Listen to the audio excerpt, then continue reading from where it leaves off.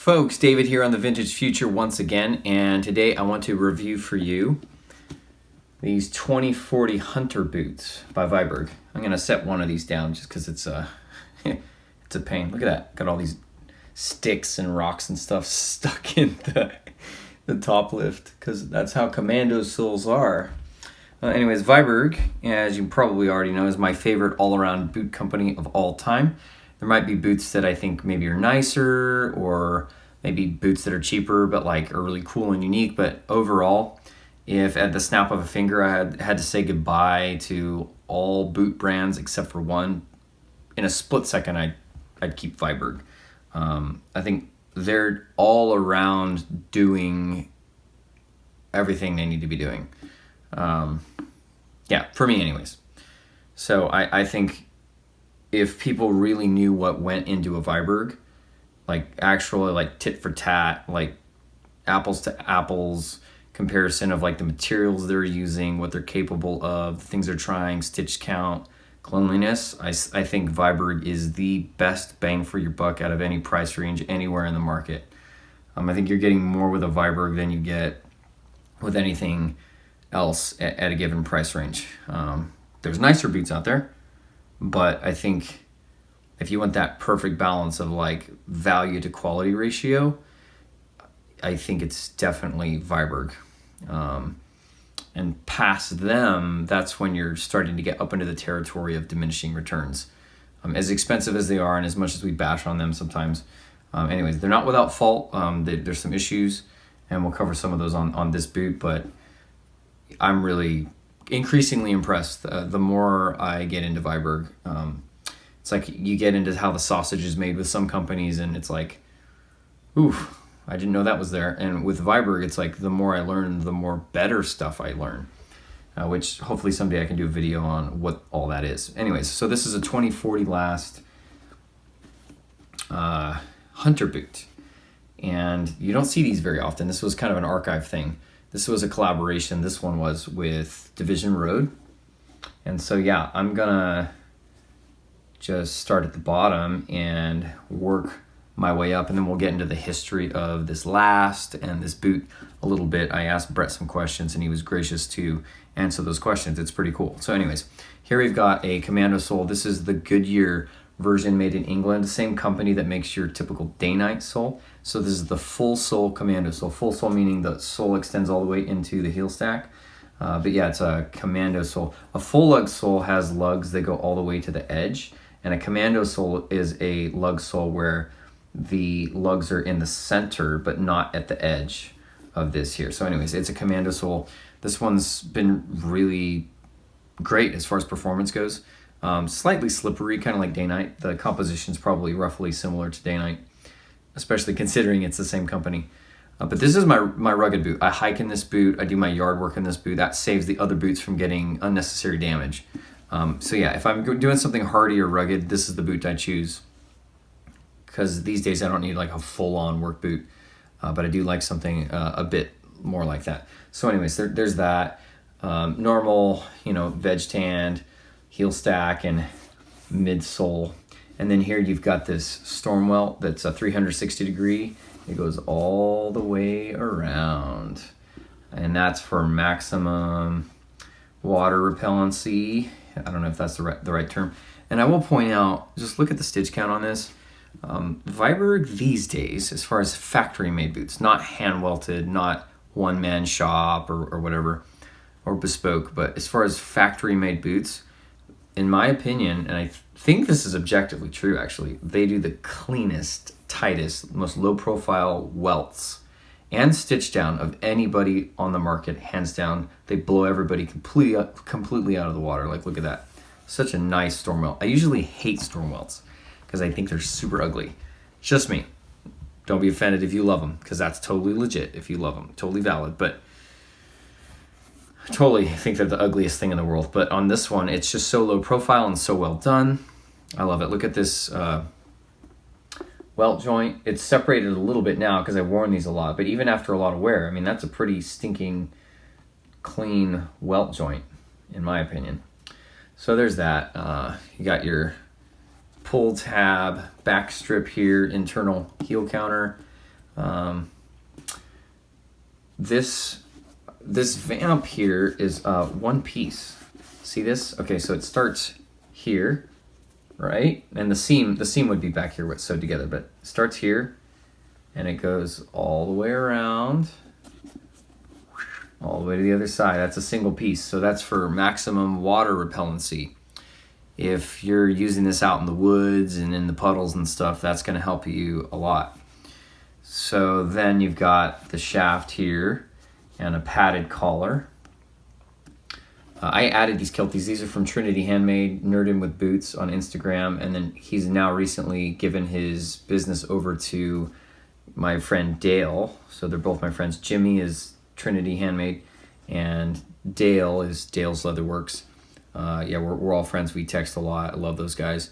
But now Dale's making these. But these are wax flesh, brown wax flesh kilties. I actually double kilted it. Underneath there's like a Chrome XL one for my low instep. But anyways, I put these kilties on after, but it didn't come with those. And then these are Generation paracord laces. The company is called Generation.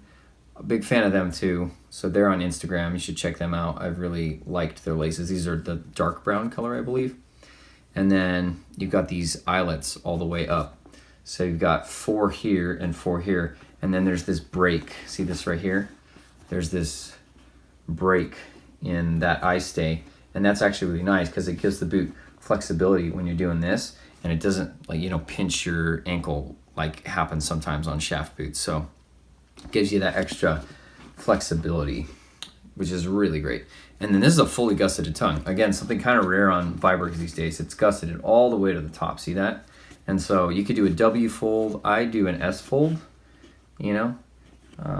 That's a video for another day, the different kinds of folds, but that's kind of how I do it. And once it's uncomfortable at first. There's so much leather there. It's like pushing into your ankle and stuff. And it's like, But if this is your first time, you know, ever wearing something that has a full gusset, just keep wearing it. Don't overdo it, but keep wearing it. And eventually it'll form to your foot, and then it'll have these basically permanent creases like this, and yeah, it'll be great and comfortable. So anyways, that's that. On the inside, you have your just standard Viberg little like sock liner dealio, little heel pad thing that they adhere to it, and that's the deal.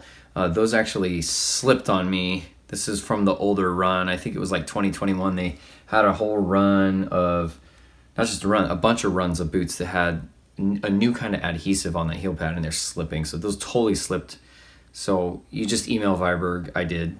This has happened on like 2 or 3 of my other pairs. Email Viberg, say, hey, this is slipping on me, and they send you for free. They pay shipping. In the U.S., North America anyways. I don't know if you live in like Botswana or something, if they're going to send it for free. But in North America anyways, send it for free, some new heel pads. So I'm thankful for that. So I just stuck those in there, and those have not slipped. So that's kind of the boot. I guess quality, like I said, I'm pretty impressed. I mean, the welting is done really nicely. This is a structured toe, by the way. Oh, I didn't even say. This is Horween Tobacco Chamois. So just so you know. Kind of a boring leather, to be honest. But, you know, there's some slow patina happening. But that's not the point of this boot. This is, again, for me, it's for work, it's for hiking and all that. It's a functional boot, and I think it looks really good. Yeah, quality. The stitching's just great. I mean, look at the stitching there. I don't know that you could make it much better than that. You could probably do a little better, but it's not like you could do a whole lot better. That triple stitch that goes around there, you know, and here's the back. You know, I think it's just a really well done boot overall. Some things I don't like is that slipping heel pad. And then this is weird for Viberg because I've never had this on any Viberg, and I've had tons of Vibergs with eyes before, but on these eyelets, it's like there's like these sharp teeth in them that I had to like file down, like 3 or 4 of them. And it was like catching on the laces when I pulled these paracord laces through and tearing them up. So not the end of the world, but it was kind of like, dude. And then like this one, it's like it got pounded in too hard, and so this one looks like it's kind of popping out. It's not actually popping out, but it's like it didn't seat well. It like went into the leather. It's supposed to stay on the outside, and it went into the leather. So I don't know. There's some weird things like that, but other than that, it's all good. And the inside of the boot is lined all the way. Like the shaft is lined, the vamp is lined. So let's get into, a little bit of history. So you probably were thinking this already, but this looks a whole lot like the classic Timberland. So chime in if you know better, but to my knowledge and in my research, there's nobody that can actually take credit for making up that boot. It wasn't Timberland. It wasn't Viberg. It's just kind of this design that's been around.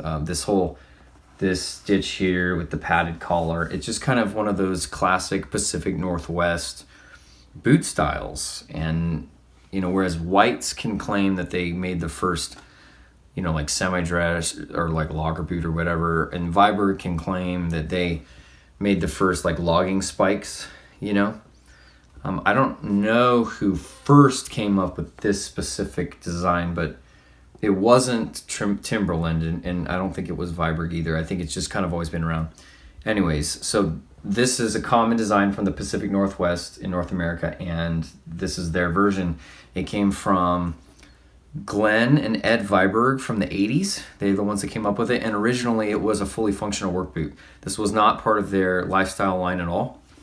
In fact, the lifestyle line didn't exist really. It was all work boots. So they would literally sell this to tons of loggers up there, up in Canada, maybe even across the border in the Pacific Northwest of the United States. But yeah, they sold tons of these. And they wouldn't have had a lug sole. They would have actually had a metal spike sole. And so this is right out of the heritage book of the Viberg family. Like tons of workers actually use this boot for actual work. Same exact boot. The design has not been changed at all. The only difference is it probably wouldn't have been chamois leather, right? Which is not a real work boot leather. It would have been something that's actual work tannage.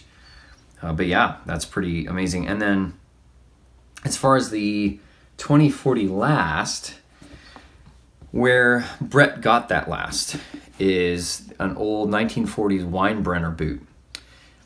And he liked the shape of it.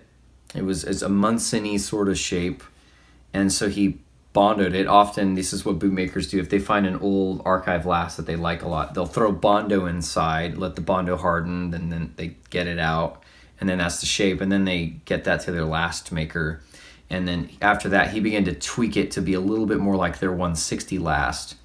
And so it shares attributes with that 1940s vintage Weinbrenner boot and some attributes with the 160 last that Viberg was using, and it has a couple unique features to it as well. But that's kind of the origin of the 2040 last, and my source on that is Brett. Again, thanks Brett. I always appreciate the information. So what do I like about that? Well, okay, the 2040 is going to have a lower instep than virtually every other Viberg boot out there. And it's going to have a narrow heel and a wide ball, and it's going to be anatomical. Okay, so let me explain that in a little bit more detail. Okay, so it's going to be basically a V shape. All right, it's going to be like this. A narrow heel down here, a narrow heel, a little bit wider in the waist, and when you get to the ball, it'll be at its widest point. So it's kind of shaped like a real human foot, And then instead of pushing your toe in right here, it kind of just goes straight up, right along the inside of your foot, and then it curves nicely around, because again, this is a functional last, and there's a little bump in the toe at the end. It kind of goes bloop, little ridge here for just a little extra toe room, all day comfort for work. This pattern is a little different than their service boot pattern in that because it's supposed to be a logger boot, these come closer together, and so there's a lot more volume in the shaft, because in theory you're going to be, well, one, it's for people with like even bigger legs, right? But two, you're going to be wearing this with big, thick socks because, you're actually logging. I don't know, maybe some guys even tuck their pants into that. And then the padded collar is not for looks, it's not like on a Timberland nowadays. It's like a Timberland back then and now, where it's like, that's literally to keep your ankle comfortable for long days out there in the woods chopping trees down or whatever you're doing. So Anyways, the 2040 last is very comfortable because it's so anatomical. But if you have a high volume foot, you shouldn't wear it because that low instep and the narrow heel and all that stuff, like if you've got a big meaty foot, it's going to squeeze you too much. So folks with like big, meaty, voluminous, wide feet, this is not the last for you. I'd say, to me, I think it's like a true D width.